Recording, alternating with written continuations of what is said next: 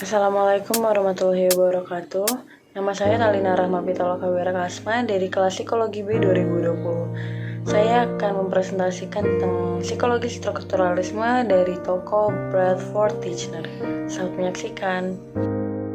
Edward Bradford Titchener lahir pada 11 Januari 1867 di Chichester, Inggris. Pada tahun 1885, ia mulai belajar di Oxford. Awalnya ia fokus pada biologi, tetapi ia segera beralih ke studi psikologi komparatif. Selama di Oxford, ia mulai membaca tulisan Wilhelm Wundt dan kemudian menerjemahkan volume pertama teks terkenal itu yang berjudul Principles of Psychological Psychology dari bahasa Jerman ke bahasa Inggris. Titchener juga lulus dari Oxford pada tahun 1890 dan kemudian mulai belajar dengan Wundt di Leipzig, Jerman. Ia melanjutkan untuk mendapatkan gelar PhD dalam psikologi dari Universitas Leipzig pada tahun 1892. Ia juga mendirikan organisasi yang bernama Society of Experiential Psychologists yang berlanjut hingga sekarang. Titchener meninggal pada tanggal 3 Agustus 1927. Titchener menghasilkan banyak karya, di antaranya adalah Primer of Psychology, Systematic Psychology Prolegomena, An Outline of Psychology, A Beginner Psychology, Experimental Psychology, dan A Textbook of Psychology.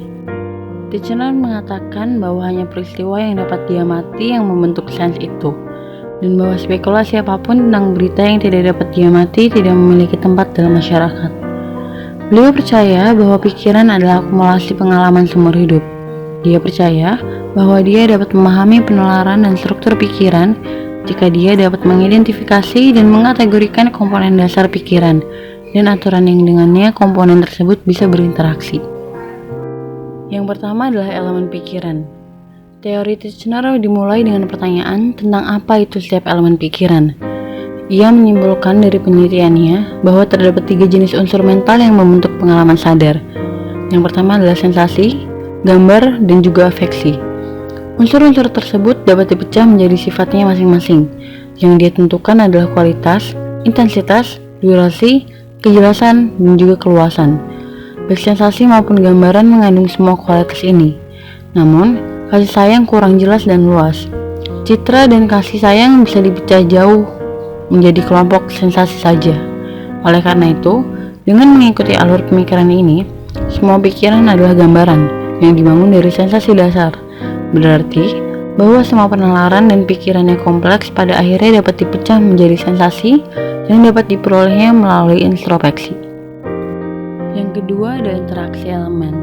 Masalah kedua dalam teori strukturalisme Titchener adalah pertanyaan tentang bagaimana elemen-elemen mental bergabung dan berinteraksi satu sama lain untuk membentuk pengalaman sadar.